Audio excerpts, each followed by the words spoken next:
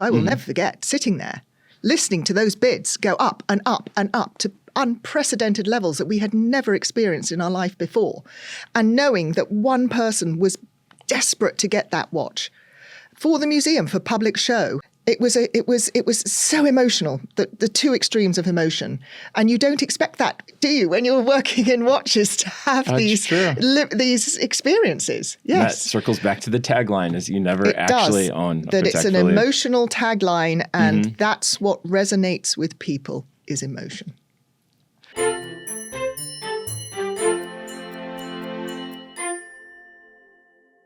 Welcome back to the Collectability Podcast. Before we get started, I have a big favor to ask. Please push that subscribe button on the bottom right corner of the screen. This will ensure the future of this channel. So if you love Patek Philippe content, please push that button.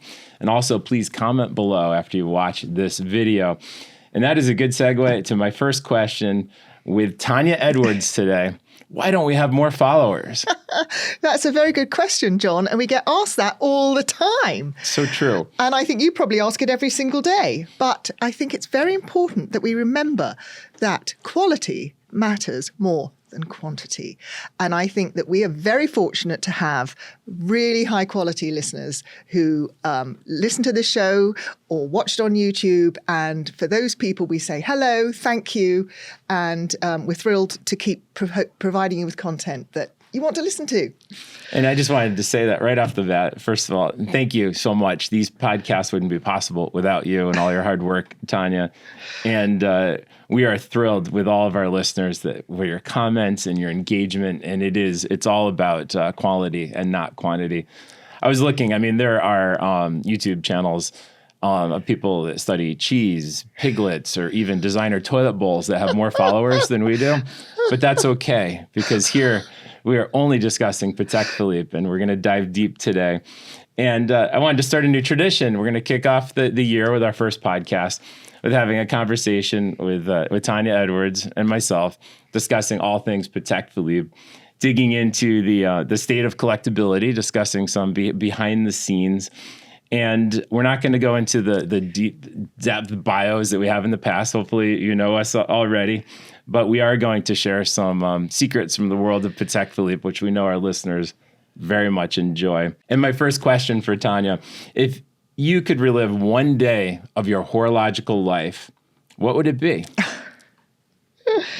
Okay, so that's a tough question because I really have to think. I have to think about a long career and lots of days that were good and bad, but a really amazing day. And I actually, if I think about it carefully, I have 2 days, but I'm going to focus on one, which was way back in early 1996 when when I was working for Patek Philippe, and we had asked several ad agencies to pitch for the Patek Philippe business. And I remember this one day in particular, we had Ligas Delaney come in, and we were sitting in a conference room at Patek Philippe's old headquarters. This was above the Salon at Rue de Rhône in Geneva. It wasn't in the huge, great workshops that they have now at Plan-les-Ouates that hadn't opened yet.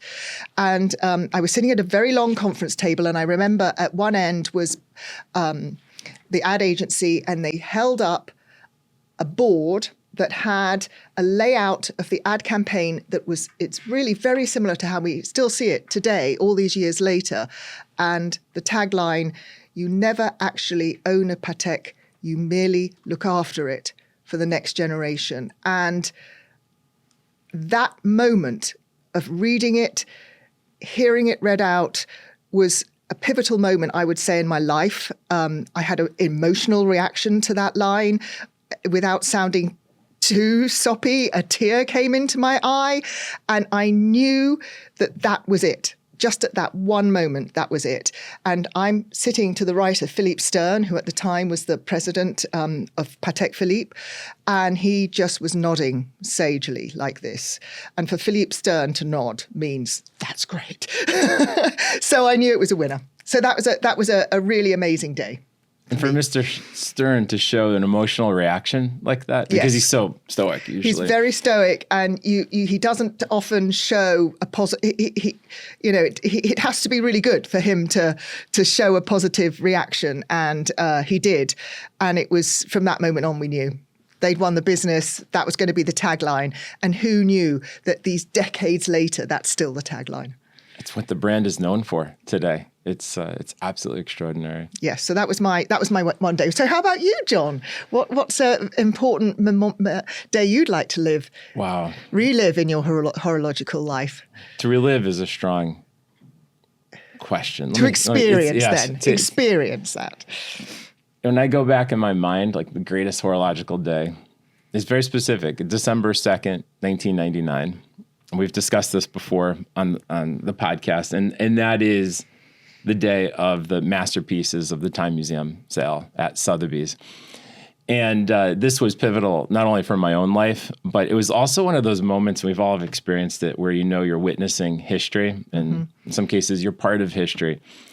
Because this was a passing of the torch. It was also the passing of a millennium. It was right on the verge of the year 2000.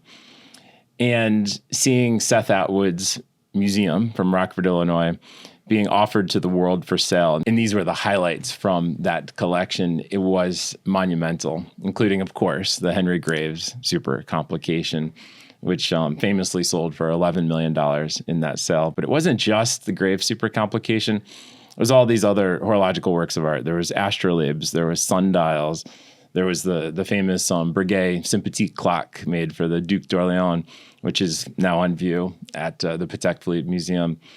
It was just a experience that I could relive that over and over in my mind. It was witnessing history and seeing just so much activity, so much excitement around the sale of these watches.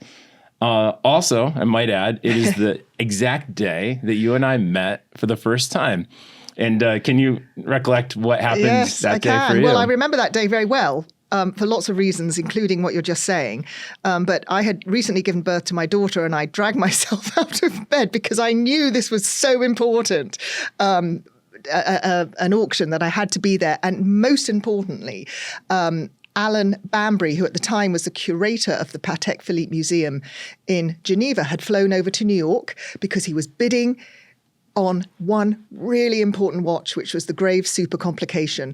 And I remember sitting up in one of the private boxes that looks down into where everybody is seated. And on one side I had Alan Bambry, and on the other side I had Hank Edelman, who was the president of Patek Philippe USA at the time. And Alan had two phones. One was a direct call with Philippe Stern in Geneva, and the other was with the person down who was bidding, putting the paddle up for him. And so I could actually hear both people talking. And it was so emotional because two incredible things happened at one moment. One was really positive and one was really negative. So the emotions for myself and Hank were very mixed. And the two reasons for that are, one, a world record was broken. A Patek Philippe sold for, as you just said, $11 million. And at that time, in 1999, that was considerably higher than any other price ever fetched for a Patek Philippe. Now, if a Patek goes for 11 million, we think it's quite somewhat normal, but I can assure you it was not normal then. And so here we have a world record. I was thrilled, excited. So was Hank Edelman, the president. And then on my left was Alan Bambry, who was totally upset and dejected because he hadn't won the bid. And I can remember him speaking, pleading with Philippe Stern, if you like, saying, please, this is a pièce unique. It's a unique piece. We need it for the museum. And I remember Philippe Stern distinctly saying, je finis. So what we learned then was that if you're going to bid at auction, have a price point, have a maximum amount that you're going to go to. And I'm assuming for Philippe it was 10 million, which then was an unprecedented figure. And I think that we all knew that whoever he was bidding against had probably a bottomless pit. And we know that, in fact, that person did have a bottomless pit of money, and he would have just kept going kept going. And so I think we all learnt a lot of important lessons from that. And I well remember meeting you, John, because I remember thinking that what a young person was obviously very responsible at Sotheby's for this very important auction. And how wonderful, because the rest is history. Here we are today. And I remember looking up at that private box where all the Patek Philippe executives, including yourself, were sitting, and just wondering how far would you bid for the grapes, because I knew the potential buyer that you were up against, and he had a bottomless pit of money, and the price was going to be determined by how far Patek Philippe was going to underbid. Correct. Having that information is what makes auction kind of interesting, is because you kind of know where things could land. But in this case, I didn't, because Patek Philippe presumably has a bottomless pit of money too. But Mr. Stern did have his limit. And those words, j'ai fini, I think says it all. And the rest is history. The rest is history. And I wonder, John, if things have changed. Do you think things are changing now in the auction world, that we have more bidders who have these supposedly bottomless pits, and they will just keep going? Do you think the auction world has changed? I mean, are we going to see some crazy new prices? I mean, we already are seeing crazy prices, aren't we? I mean, look at the Oni watch, for example, 30 plus million for a Patek Philippe. When we're seeing such a unbelievable concentration of wealth with a few people, it changes the nature of auctions completely. And you see people buying for different reasons, which we'll get into. So in the future, we will see more world records, without a doubt. Wow. Because all it takes is two people. With unlimited money, and they will fight for that watch. And it's great for the auction houses. It's interesting for the marketplace, but it's also sad for the collecting community. Yes. That a lot of these pieces that we see season after season end up with people that are buying for the wrong reasons. In my opinion, the wrong reasons would be to make money. Right. If they're collectors and they're going to be cherished, that's the fairy tale, which I wish was always the answer to every question. But it's not. It's about money, and we're going to talk about that later today. But I'm going to dwell on this question again, because I'm so curious about the second most important day. Well, in fact, funny enough, the second most important day was that. I mean, that's another moment in my horological life I will never forget, sitting there, listening to those bids go up and up and up to unprecedented levels that we had never experienced in our life before, and knowing that one person was desperate to get that watch for the museum, for public show. I mean, fortunately, as visitors to the Patek Philippe Museum will know, the owner of that watch did lend it to the museum, and it has had some time there. But it was so emotional, the two extremes of emotion. And you don't expect that, do you, when you're working in watches, to have these experiences? Yes. That circles back to the tagline, is you never actually own a Patek That it's an Philippe. emotional tagline, and that's what resonates with people, is emotion. So we're getting so philosophical we are. to dig into this discussion. And I was thinking about a second day that was really important to us. It was actually a period of 10 days in 2017. Oh, yes. Around the Patek Philippe exhibition in New York at Cipriani. I had this wonderful idea at Christie's to have a selling exhibition of Patek Philippe watches. And I took on consignment 300 important Patek Philippe watches from around the world. Unbelievable. Which was unprecedented. I mean, how at the you time. did that is mind-blowing. And it almost killed me. It almost killed us, because you were part of the selling team for that.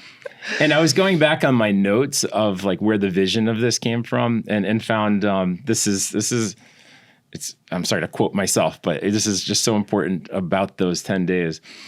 My vision was, imagine going to the Patek Philippe Museum and being able to ask the purchase price of each individual watch, try on a few pieces, and then even possibly go home with a few treasured acquisitions. That was what this selling exhibition was all about. And of those 300 watches, a significant number were sold, because everyone was just so excited about all things Patek Philippe. But we had hundreds, if not over 1,000 visitors who toured it as if it was a museum and really walked through the history of Patek Philippe, going back to the mid-19th century all the way up to modern times. they were learning about it, but they were also walking away with a little souvenir from that very special time. What do you remember from that exhibition? I remember exactly that, John. But also there was two things, wasn't there? Because there was the huge Patek Philippe exhibition going on in New York at the same time, the art of Patek Philippe, for which as anyone who's interested in Patek will know, thousands and thousands of people went to see that. So for us, we were seeing two sides. We were seeing the extravaganza from Patek, and then we were seeing, as you rightly said, what you could actually buy.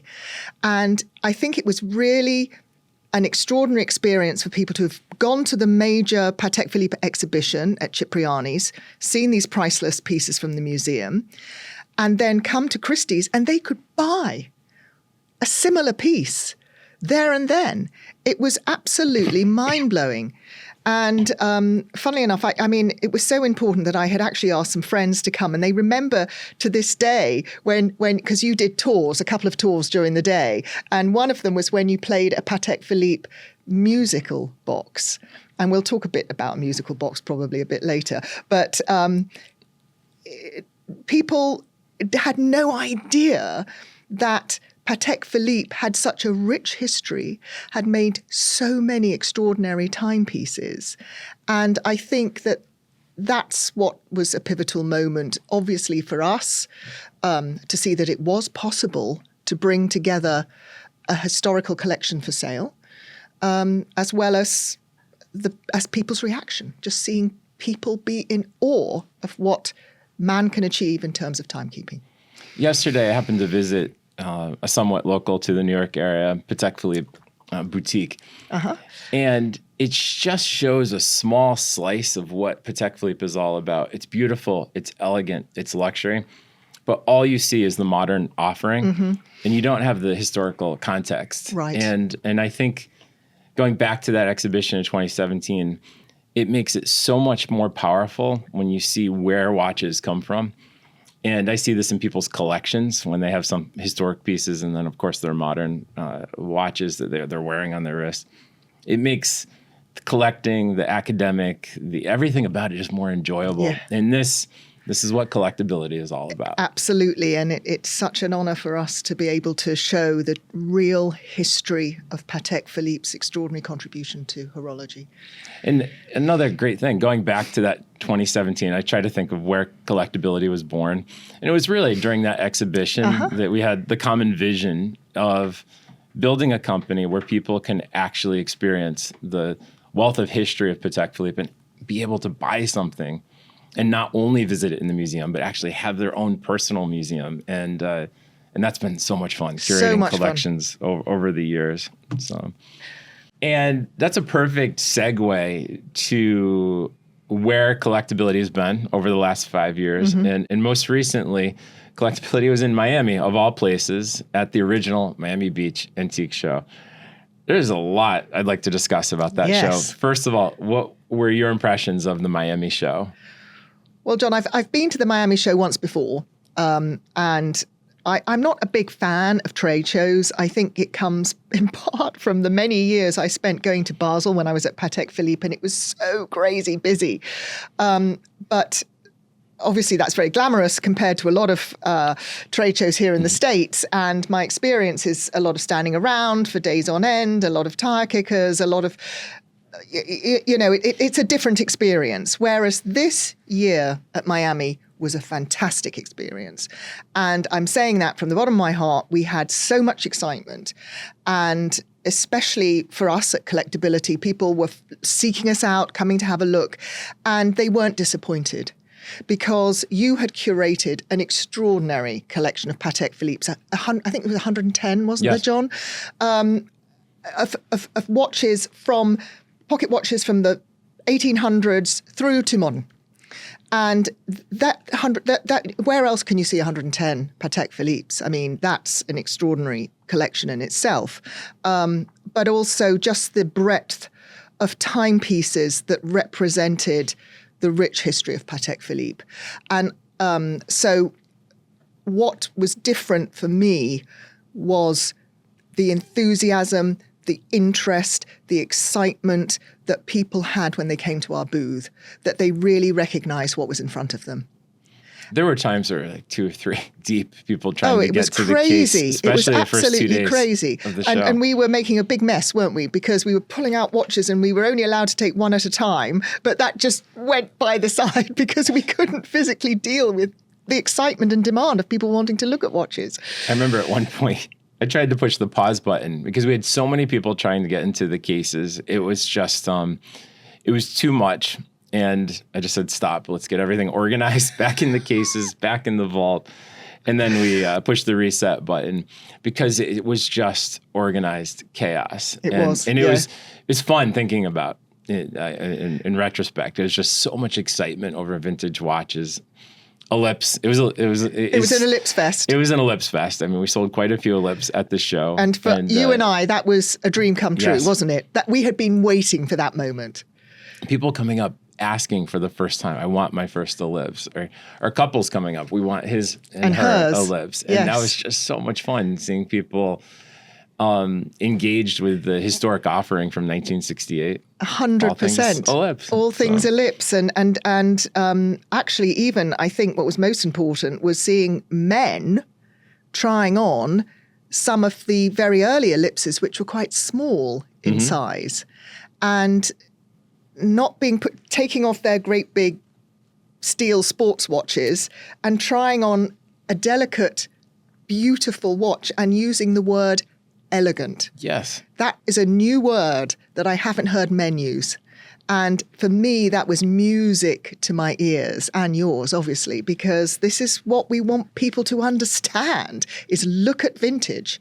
And that is a fundamental shift that we saw firsthand. People were taking off their Huge pieces. Submariners and then putting on these relatively small, like 35-48s and other Ellipses from the 60s and 70s.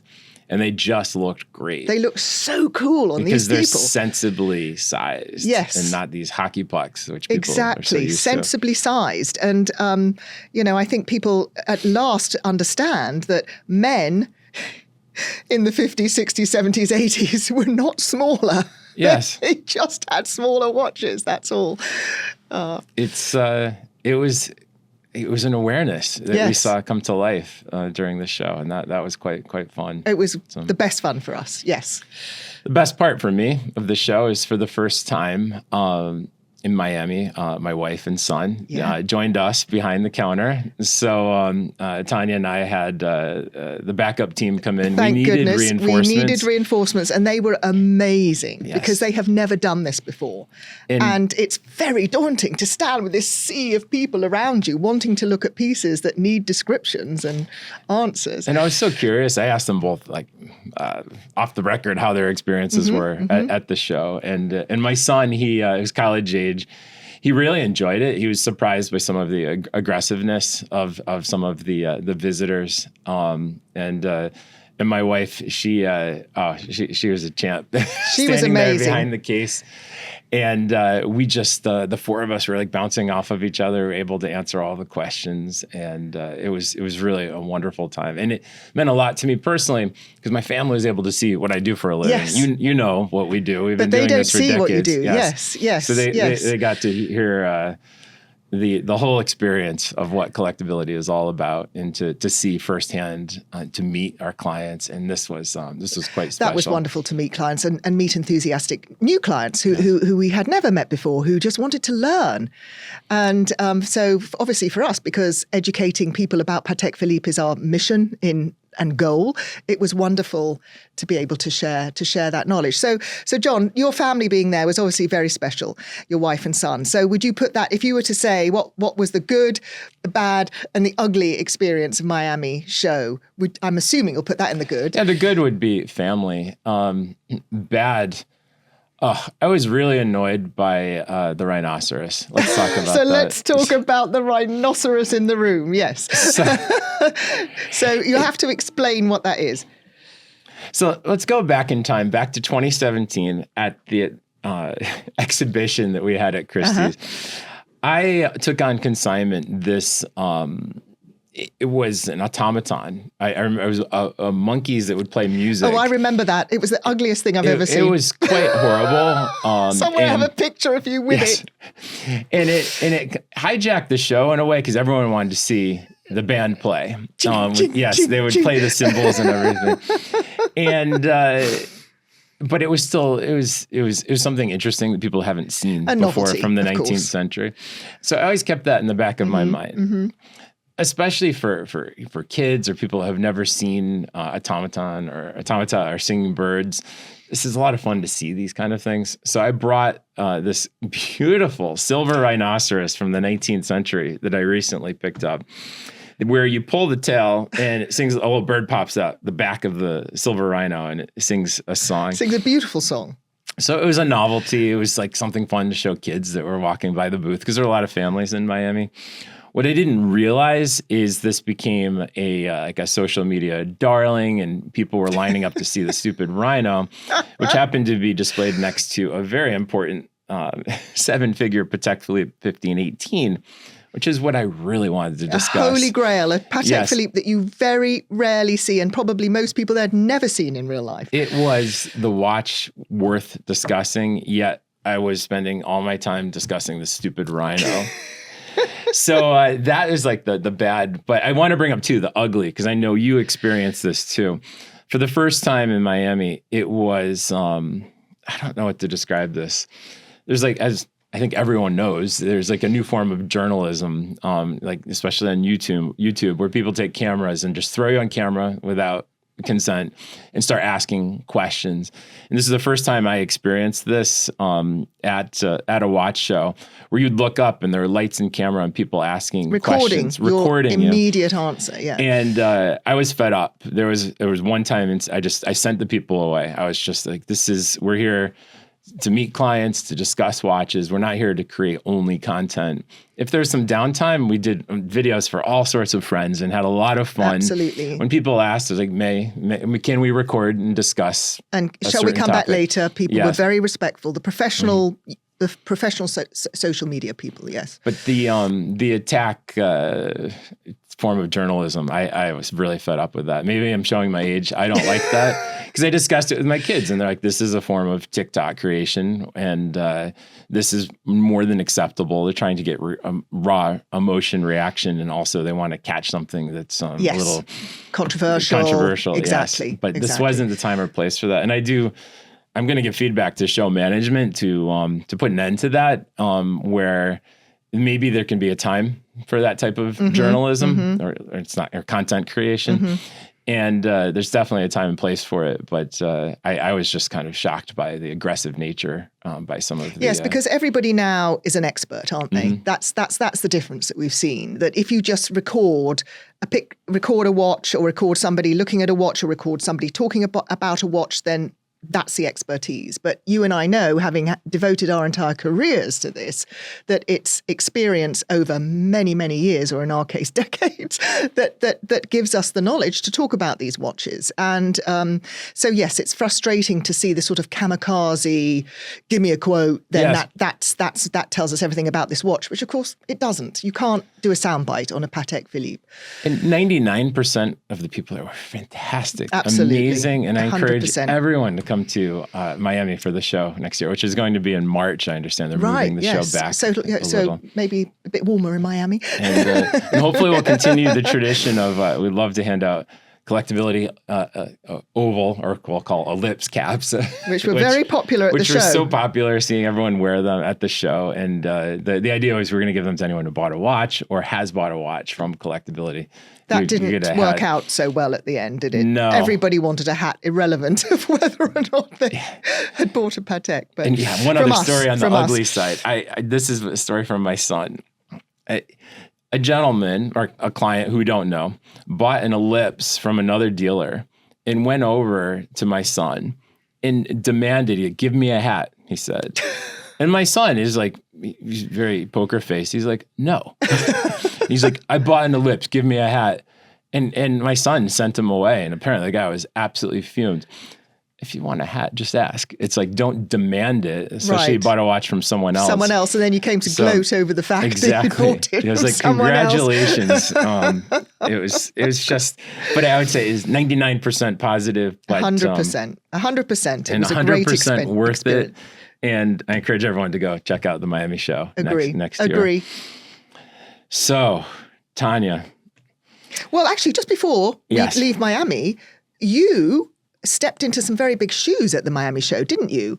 Our friend Fred Savage was going to headline a talk, and unfortunately, due to the fires in LA, sadly couldn't make it, as a lot of our friends from LA couldn't make it to Miami.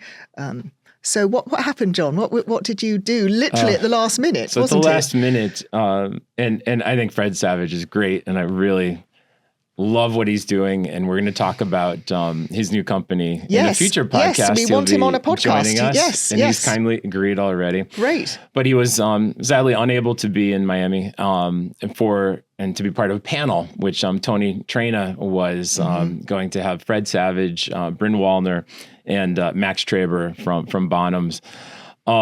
Because Fred had to cancel, they asked me at the last minute to jump in a panel. I like to be prepared for this kind of thing. Yes. But I said, first and foremost, I'll only do this with Fred's permission because I cannot fill his shoes. I mean, I'm a big fan of his, so this was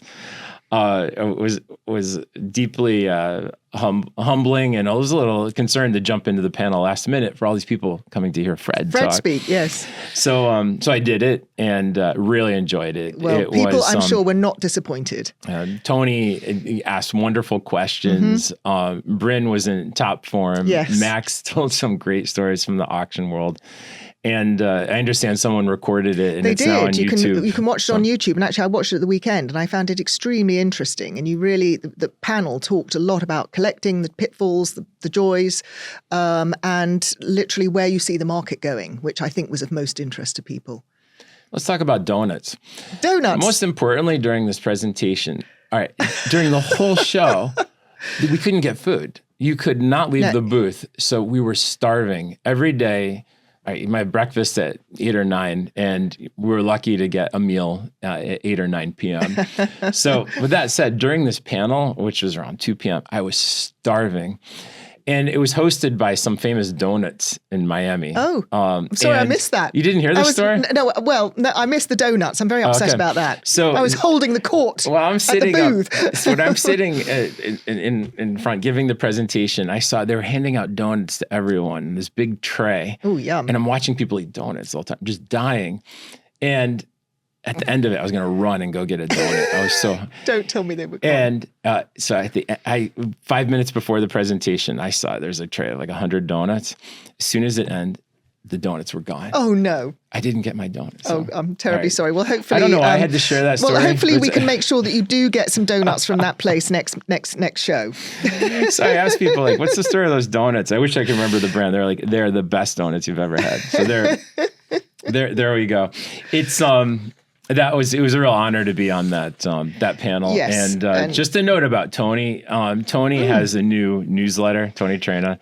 He was formerly at Hodinkee, and now he's on his own and has a newsletter called Unpolished, which I think is a must subscribe. So 100%. Everyone, Google Tony Trina Unpolished and subscribe immediately to Unpolished. There's my shameless plug for what he's doing. Well, he really knows what he's talking about. He researches it great depth until he gets the right answers or really proves a point. So he's an important watch writer, definitely. Yes, I think one of the best out there. So I'm really happy to see what he's doing. All right, I'd like to pivot to a little mailbag Q&A. Oh, mailbag. That's a good one. Tania and I looked at 4 questions that were most commonly asked. This would have been at the show, phone calls, emails, via social media, Instagram, YouTube. These are the questions. It comes down to 4 that we receive most every day, commonly. practically. Yeah. So number 1, I think not a day goes by when someone says, should I buy a Patek Philippe for investment? Over to you, Tania. Oh, thanks, John. The hardest question to answer. Well, we always answer it very honestly, and the answer is no. Absolutely, no. You do not buy a Patek Philippe for an investment. You buy it because it is a watch that you love, that you want to wear, and we feel very, very strongly about that. That's just a fact. Now, is buying a Patek Philippe an investment? It can be, of course, it can, and but we can't guarantee it. Just as you cannot guarantee that buying any shares or anything is an investment. And it's a tough question to answer because we know, and I can even speak for myself, when I have bought a very expensive Patek, I have to think, God, I hope this is worth it. I hope I'm going to, I'm not going to lose money on this. And if anything, I'm going to make money on this. And I totally understand why people would ask that question, because we're talking about spending a lot of money on something. And it's good to know that it's a safe place to put your money.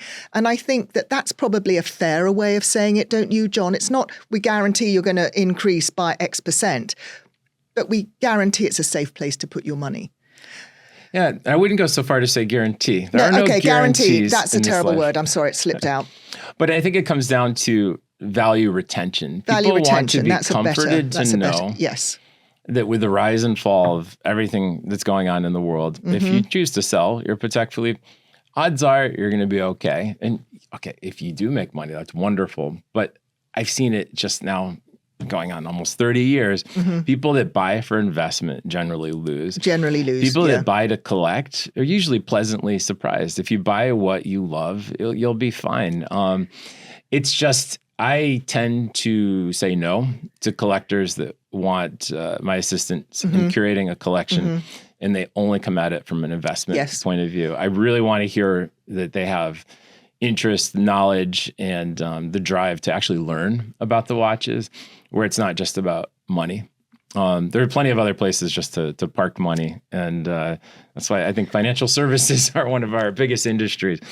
But watches, it's a whole different cup of tea. It is a different cup of tea. And I mean, there's one area, though, that we are a little bit more bullish, if that's even a good word, which is pocket watches, isn't it? Because we really feel, without question, that Patek Philippe pocket watches are the best value proposition that you can buy. And with gold prices, the way that you could buy a Patek Philippe basic, some Patek pocket watches you could buy for just above scrap value of the gold that they're cased which is in, extraordinary. Which I find so incredibly sad. Yes, absolutely. But I also see what a great opportunity. So for $5,000, you get the big chunky pocket watch. I mean, why not?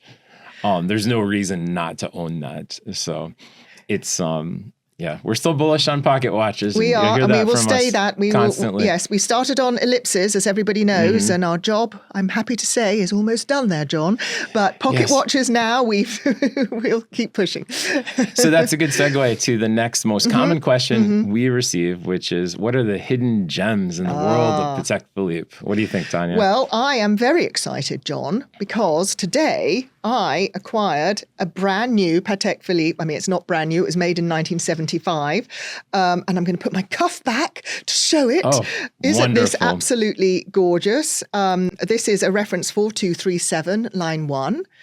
And the reason I'm showing it is because I think that it shows two important things that are the hidden gems of the moment. One is ladies' watches, ladies' Patek Philippe watches. Patek Philippe, since it started in 1839, has made beautiful ladies' watches. And it experimented very much with design with ladies' watches. And here we're looking at something that could have been made today. It's a modern looking piece, but it wasn't. It was made almost 50 years ago. Wow. That's saying something. And but it's, as far as I'm concerned, it is as beautiful and as original as it was the day it came out. And it's a different shape. This is a sort of a rectangle on its side. And that was something that we noticed at the Miami show, wasn't it, John? That people, other than the ellipse, which is obviously a very well-known shaped Patek Philippe, people did want different shapes. They were open-minded to not just having to have a traditional round watch that everybody else has, specifically a sports watch that everybody else has or everybody's aspiring to have. They realized that there is this absolutely diverse and intriguing and beautiful number of options available now at reasonable prices. They haven't gone up yet. They haven't. The demand hasn't quite reached them yet. And we had this watch, for example, on our site for, dare I say it, over 6 months, and nobody was interested in it. And I just thought, I can't believe that no one's interested in this piece. It's one of the most beautiful watches I've seen. And now I'm fortunate to be the lucky owner of it. But I think we're going to see things are changing, that people are beginning to appreciate different looking watches, and most importantly, not following the trend of what everyone else is wearing. Wear something unique. Wear something that gives you pleasure. First of all, this gives me so much pleasure. And secondly, something that no one's seen before. And in terms of hidden gems, I just have to comment, people are pivoting towards vintage very quickly. Yes. I haven't seen this ever happen before. Yes. In the past, I've had a few people say, all right, I want to sell modern and get into vintage.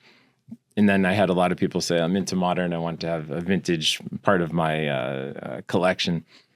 But now aggressively people want to build vintage collections. And it's changing pricing. It's changing because when the demand changes, everything else changes. And it's a fascinating time in the marketplace. And this will be a storyline over the next few months. You're right. And I mean, that's really the big sea change that we've seen, isn't it? John, I've talked about hidden gems, but what other hidden gems have you seen? Wow. This is what we're constantly looking for in the world of collectability. And the fun thing is you're always going back to old friends. And speaking of old friends, the reference 565, this is a 1950s Calatrava with a screwback water-resistant case. And for a while, I was just so obsessed with shape watches, but now some of the classic round time-onlys are near and dear to my heart, and I'm finding I'm wearing them more than ever before. So that's the fun thing about Patek Philippe. There's something for everyone. For everyone, yes. There's different shapes, there's different sizes, there's different historical time periods, and I love collecting around particular calibers, and I think that's a really interesting way to collect. Yes. Around different complications and around different themes. And I think there's a lot of trends right now where some people are collecting just certain case metals, but through a historical time period of their choice. So in hidden gems, you have to find your own hidden gem. It is the ultimate answer. Everyone has to find what really speaks to their heart and build their collection around it. You can't make a mistake if you buy what you love. Yes, 100%. And if people come to us and they want to start collecting Patek Philippe's, we'll say look at the Calatrava collection, because especially from the 40s, 50s, 60s. And through into today, but that sort of golden period, I would say, particularly the 40s, 50s, 60s, were the most beautiful Pateks, like the one you're wearing, which are time only, and are a perfect introduction to Patek, a watch you can wear every single day, and it'll just give you so much joy. Couldn't agree more. All right, third most common question we receive.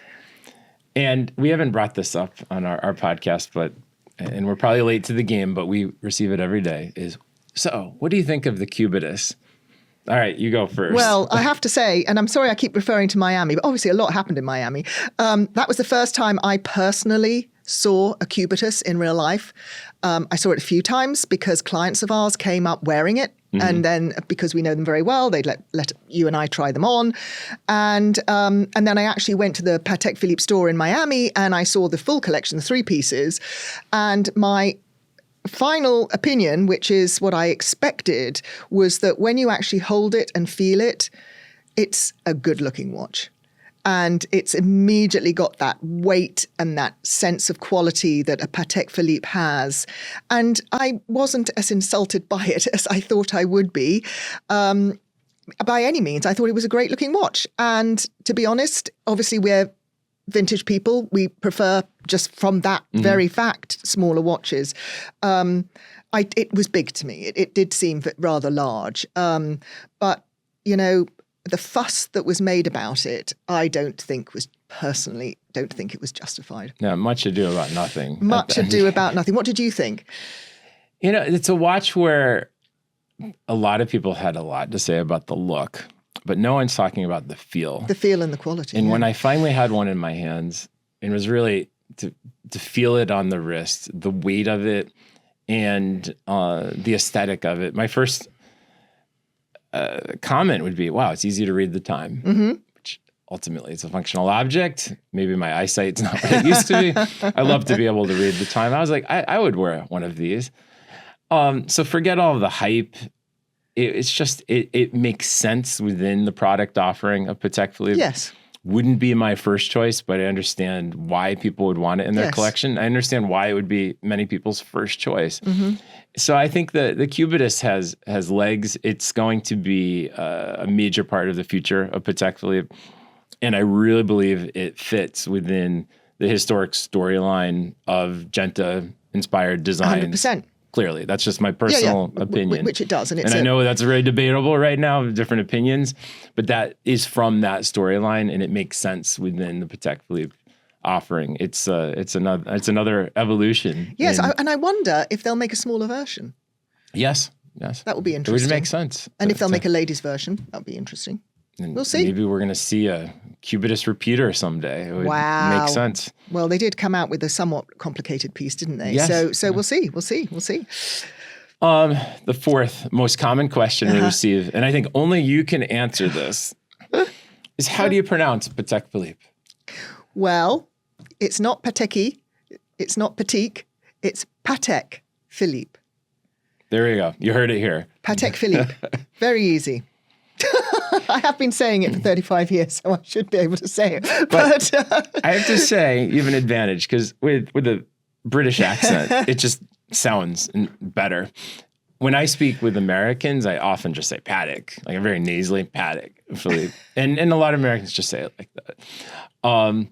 Some Americans, like they'll try to get the inflection to sound a little more appropriate, and it's more like, I can't Patek Philippe. And it's like, oh my gosh. And it's like every time they say it, I'm just like cringing. I'm like, okay, I know. Do you think they're trying to do a French accent? They're trying to get the inflection just right. Okay. So, you know what? It's my opinion. I don't care how you pronounce it. Just spell it right. Yeah, spell it right. Yeah. And when you listen to Swiss executives that work for the company say it sounds like it's very quick. It's very Patek Philippe. Yeah, Patek Philippe. And Americans can't get that right either. Even though Americans do speak quite fast. So some people say like, I know my accent's horrible, but they were like a Patek Philippe, and it's just it's painful. And when you listen to voiceovers on the official yes, Patek.com, that's funny. Yeah, it's sometimes completely comical because if I ever pronounced it that way in public, people would be like, "What is he saying?" So say it as you wish. Yes, but one thing that we're really trying is to say Patek Philippe and write Patek Philippe because that's the name of the company, not Patek on its own. I feel very strongly about that. So yes, it's not just Patek. Just Patek. Yes. Yeah. There were two people responsible for this amazing watch company. Anyway, so I tell you what, before we wrap up, let's talk about something that's not watch related. People might find it very hard to believe that especially you, John, have other interests. I do. That you do think about things other than just Patek Philippe watches. But when you're not talking about Patek Philippe, what are you thinking about? What are your hobbies outside or your main interest outside? Of course. The world of horology. Of course, family, first and foremost. Beyond that, for me, it's all about running. I've been a runner ever since I was in high school. And I am so thrilled that finally I was able to get a bib, as they call it, to run my first Boston Marathon. Wonderful. In just in a few months. So I am so excited about that. Training hard, no doubt. Yes, and the tradition will continue. I always have my Quartz Aquanaut with me on my wrist. That's something I've now done for 8 marathons. Amazing. And, I'll continue to do that moving forward. So I find it's my meditation. It's my time to be disconnected from looking at a phone. It's my time to not be picking up phone calls, discussing how to pronounce Patek Philippe. Or the Cubitus. Yes. It's my time, and I really enjoy it and treasure it. And I know many people have different ways they find that happiness in their life, and for me, it's running. Oh, wonderful. Yes, I don't run. So Tania, I barely walk, but there you go. So Tania, where do you find happiness? Where do I find happiness? I'm usually lying on the couch with a glass of wine. But one thing that I love is travel. Absolutely love travel, and I have a bucket list of places that I'd love to and hope will go to in time. And I feel very strongly that experience of this incredible world that we live in make some of the best memories. And I recently went to Bhutan in the Himalayas, and that was a bucket list place because I always wanted to go to Tiger's Nest, which is this monastery that's 10,000 feet up on the side of, clinging to the side of a very sheer mountain. And I can assure you that the final 1,000 feet is steps. So I did actually get off the couch and do that. But my one bucket list, interestingly, is somewhere that I think probably a lot of people listening to this or watching it have been, a place they've been to, which is Japan. I've never been to Japan, and I really want to go. Yeah, so that's a bucket list for me, definitely. Oh, travel. I have to say, travel is just like one of the most wonderful things we can do, and I do hope you get to Japan soon. I will. So for sure. Okay. All right. Any closing thoughts before we wrap up our little coffee talk? Coffee talk. I just think that my closing thought, which I'm sure is going to be the same as yours, John, is that this is a very exciting time for vintage watches, particularly Patek Philippe, that people are realizing now that there is an enormous world out there. And learn about watches from all brands, obviously, not just Patek, but really learn, really educate yourself. And the more you know, the better armed you are, and the more you will, the world will open up to you with so many beautiful things. Oh, you couldn't say it better than what you just said. I just want to thank you, our listeners, for following our content. We have some amazing podcast guests lined up for 2025. Some incredible articles that are in the works, which will soon be on Collectability. And we just really hope we could continue to be part of your journey, all things Patek Philippe. And we thank you for your trust, your enthusiasm. That keeps us going. It does. So please comment below on things that you'd like to see from Collectability. And if you have any ideas, please throw them, put them down in writing. And we'd love to engage with you and continue along this amazing journey with all things Patek Philippe. So if you enjoyed this episode, please like and subscribe so that you do not miss any future episodes. This is John Reardon and Tania Edwards for Collectability.